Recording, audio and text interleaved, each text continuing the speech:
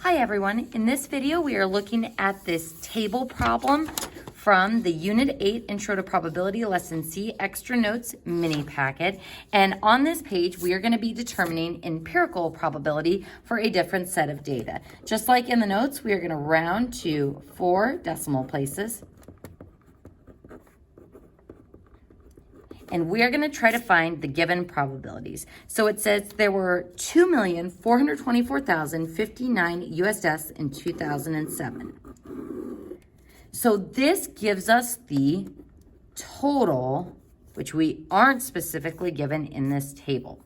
It says these deaths are listed according to the causes in the following table.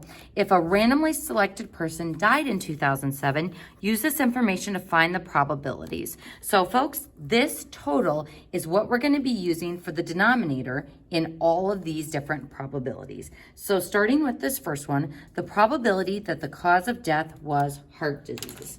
So how many deaths were from heart disease? 615,651. And then we take the number of deaths there were because of the heart disease and we divide it by the total number of deaths in 2007. And this is going to give us the empirical probability, which again is just based off of this data, not on any actual like innate, chances of contracting these diseases. So empirical probability is strictly based on past data, and we're going to go ahead and divide this on our calculator. So 651 divided by 2,424,059, and that gives me 0.25397. The 7 bumps up my 9, which in turn bumps up my 3. So you could say 0.2540. Or you wouldn't need that final 0 unless you're in chemistry doing old significant digits. But this would be okay for your final answer with or without the 0. So next, the probability that the cause of death was cancer or heart disease.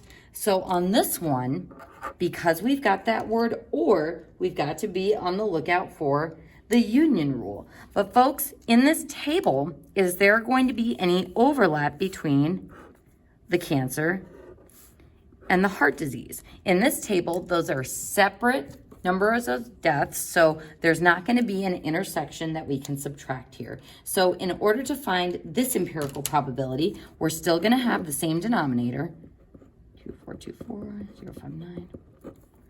But for our numerator, we are going to add those two together. So 615, 651 plus 560, 187, which is this amount. So 1,175,838.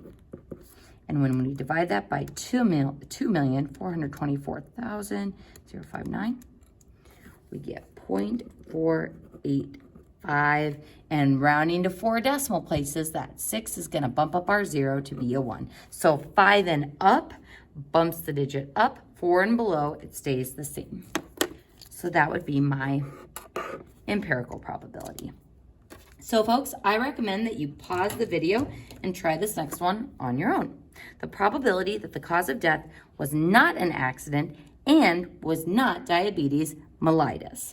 So pause the video and see if you can do this one on your own using complementary sets. So the probability that the cause of death was not an accident. So accidents were this amount, the 117,000. So not an accident would be everything else. But the and tells me we are finding the intersection. So where is the overlap between not an accident and not diabetes mellitus? That would be all of these and this one and these two. So leaving out the diabetes mellitus. So that's where those regions are overlapping. So I want to add up everything in blue. So 615, 651 plus 160, 187 plus 90,